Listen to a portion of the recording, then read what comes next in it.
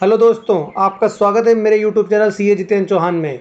तो ये आपका वीडियो लेकर आया हूँ जो आपके लिए बहुत ही फ़ायदेमंद है। इनकम टैक्स असिस्टेंट प्रोफेसर और जो भी हमारी अकाउंट से रिलेटेड वैकेंसी होती है उनके लिए वीडियो आपके लिए बहुत ही रिलेवेंट है। तो प्लीज़ वीडियो को देखने से पहले चैनल को सब्सक्राइब, लाइक और शेयर करना मत भूलिएगा। और मैं आपके लिए ऐसे ही शानदार वीडियो लाता रहता हूँ। तो आप सब जानते हैं मेरा नाम सीए जितेंद्र चौहान है, और जो पहली बार चैनल पर आए हैं वो प्लीज़ चैनल को सब्सक्राइब और लाइक कर दें। तो चलिए हम वीडियो में आगे बढ़ते हैं। आज हम जो डिस्कस करने वाले हैं वो हम करने वाले हैं कि कैपिटल रेवेन्यू दो प्रकार का हो सकता है, एक तो रिसीव्ड और दूसरा एक्सपेंडिचर। कैपिटल एक्सपेंडिचर दो प्रकार हो सकते हैं, रिसीव्ड या एक्सपेंडिचर। तो हम जानते हैं सबसे पहले कि रेवेन्यू एक्सपेंसेस क्या होते हैं। देखो, रेवेन्यू एक्सपेंसेस जो होते हैं must be associate with the physical activity of the entity. जो एक्टिविटी रेगुलर होती है उससे रेवेन्यू एक्सपेंसेस होते हैं, जो हमें जैसे कि मान के चलो हमारे में रेंट का, इलेक्ट्रिसिटी का, सैलरी का, ये सब क्या है, ये सब हमारे रेवेन्यू एक्सपेंसेस हैं। ये हमारी बिजनेस है उसकी फिजिकल एक्टिविटी से डायरेक्ट कनेक्ट होते हैं।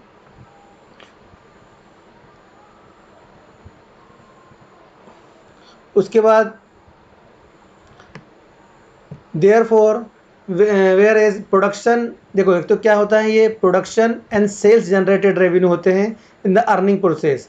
देखो, जो हम मैन्युफैक्चरिंग कंपनी है वो प्रोडक्शन करती हैं और सेल्स करती हैं, तो इनसे जो रेवेन्यू जनरेट होते हैं वो कौन से कहलाते हैं, रेवेन्यू एक्सपेंसेस कहलाते हैं। जो इनकम जनरेट होती है, जो अर्निंग प्रोसेस होती है, उसे हम क्या बोलते हैं, हम उसे रेवेन्यू इनकम बोलते हैं। Use of the goods, accounting का जो एम है, अकाउंटिंग का जो लक्ष्य है वो ये निश्चित करना है, ascertaining the presenting the result of the business, मतलब बिजनेस के प्रेजेंट रिजल्ट को बताए फॉर द अकाउंटिंग पीरियड। जैसे कि हमारा अकाउंटिंग पीरियड क्या होता है, 1 अप्रैल से लेके हमारा 31 मार्च हमारा क्या है, हमारा अकाउंटिंग पीरियड है। तो अकाउंटिंग का जो मेन एम क्या है कि जो ये प्रेजेंट जो करंट पीरियड है इसके बिजनेस के रिजल्ट को बताए कि हमें प्रॉफिट हुआ है कि लॉस हुआ है। ये अकाउंटिंग का मेन एम है। For ascertaining the critically business result, the nature of transaction should be analyzed whether they are per capital या revenue। देखो, जो हमारा ये 1 अप्रैल से 31 मार्च ये पीरियड है, ये पीरियड जो हमें बताता है कि हमारा एक्सपेंसेस रेवेन्यू है कि कैपिटल है। दूसरा हमारा द रेवेन्यू एक्सपेंसेस जो होते हैं, जो रिलेटेड होते हैं बिजनेस ऑफ अकाउंटिंग पीरियड। किससे होते हैं, बिजनेस ऑफ अकाउंटिंग पीरियड मतलब 1 अप्रैल से लेके 31 March. And to the revenue earn during the period an item of expenditure. तो इस ईयर में जो हम इनकम कमाते हैं वो हमारी रेवेन्यू इनकम, और जो खर्चे होते हैं वो क्या होते हैं, हमारे रेवेन्यू एक्सपेंडिचर होते हैं।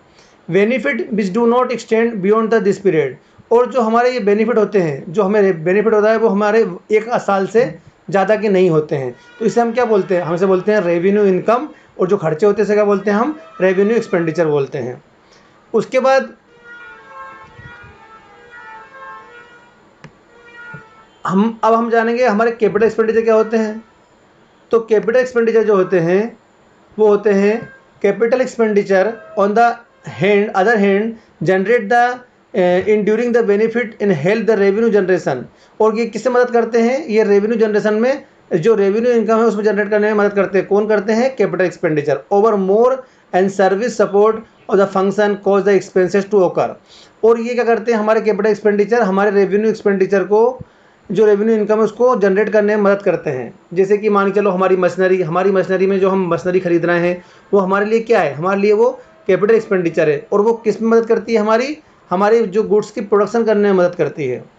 उसके बाद जो मैं आपको इसलिए बता रहा हूँ, ये आपको जानना बहुत ज़रूरी है।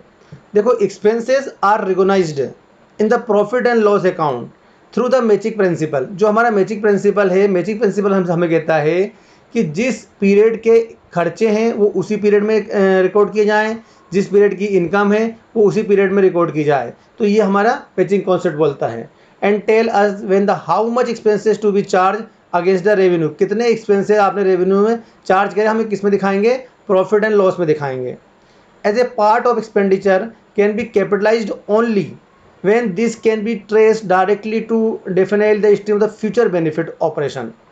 देखो, जो हमारे कैपिटल एक्सपेंडिचर होते हैं, कैपिटल एक्सपेंडिचर क्या होते हैं, ऐसे एक्सपेंडिचर जो हमें फ्यूचर में बेनिफिट देंगे, हमारे फ्यूचर में बेनिफिट देंगे। जैसे कि एग्जांपल के तौर पर आपने एक मशीनरी का आपने अच्छा रिपेयर कराया, और उस रिपेयर मशीनरी से क्या हो गई, उसकी कैपेसिटी इंप्रूवमेंट हो गई। तो इससे क्या होगा, हमारी प्रोडक्शन की कैपेसिटी बढ़ जाएगी। अब हमारी प्रोडक्शन की कैपेसिटी बढ़ जाएगी तो इससे क्या होगा, हमें फ्यूचर बेनिफिट होगा हमें। The distinction of transaction into revenue and capital is done for the purpose of placing them profit and loss and balance sheet. देखो, इसका जो अंतर जानने के लिए एक कारण और है कि कौन सा खर्चा रेवेन्यू है और कौन सा खर्चा हमारा कैपिटल है। देखो, अगर जो रेवेन्यू खर्चा होगा हम उसको कहाँ दिखाएंगे, हम उसे प्रॉफिट एंड लॉस में दिखाएंगे। और जो हमारा कैपिटल खर्चा होगा हम उसे कहाँ दिखाएंगे, हम उसे बैलेंस शीट दिखाएंगे। तो ये भी हमें कहाँ प्लेस करना है, इसके बारे में भी हमें कौन बताता है, हमारा रेवेन्यू एक्सपेंडिचर या रेवेन्यू इनकम या हमारा कैपिटल एक्सपेंडिचर। फॉर एग्जांपल, अगर आपने revenue expenditure are shown in the profit and loss, हम रेवेन्यू एक्सपेंडिचर कहाँ दिखाते हैं, जैसे मान के चलो हमारा सैलरी हमारा क्या है, हमारा रेवेन्यू एक्सपेंडिचर, तो हम इसे कहाँ दिखाएंगे, हम इसे दिखाएंगे प्रॉफिट एंड लॉस में। लेकिन एक मशीनरी खरीदी हमने, मशीनरी परचेज करी, ये हमारे लिए क्या है, ये हमारे लिए कैपिटल एक्सपेंडिचर है, तो हम इसको कहाँ दिखाएंगे, हम इसको बैलेंस शीट में दिखाएंगे। तो ये हमारे कुछ फैक्ट हैं और ये फैक्ट आपके लिए जानना बहुत ज़रूरी था। अब हम जानेंगे